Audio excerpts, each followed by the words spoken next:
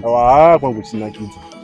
Asi mazondinyadzisa mutambiro wamaita paipai iyi zviri kwere tingati tiri muchechere zvamamuchita paipai. Wanesanga kutiona zviriita murume wako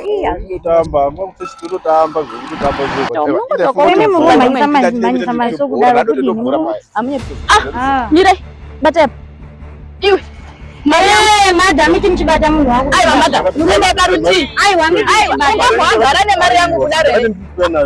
Aiwa sanga wangu agara nemari yangu. Mimi musamira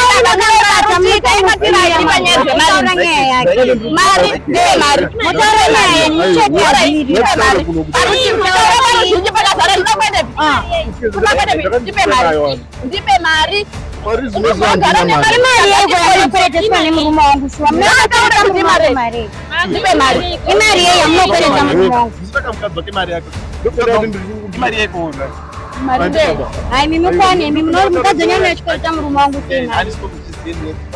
Nyarara mimi kana mchiti ndinochiperete murume wenyu mari ndiye anochiperete changu muruza moti chini batai muromo titaure tirairi tisu tainge tiri panzvimbo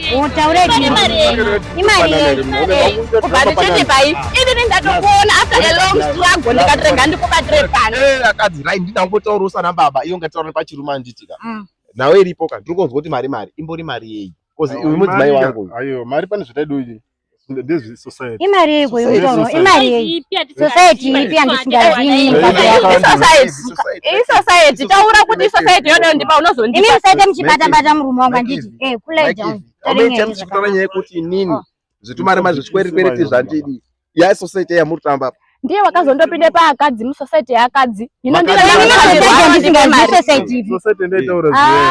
ipi yamuda kunyepera kutaura pane vanhu kudai andisqueeze mari tandoenda ayo mari ndoupe pamuswe mandi mande iko mune mai ndakuzvikupirika wewe titaurirane ndipe mari wewe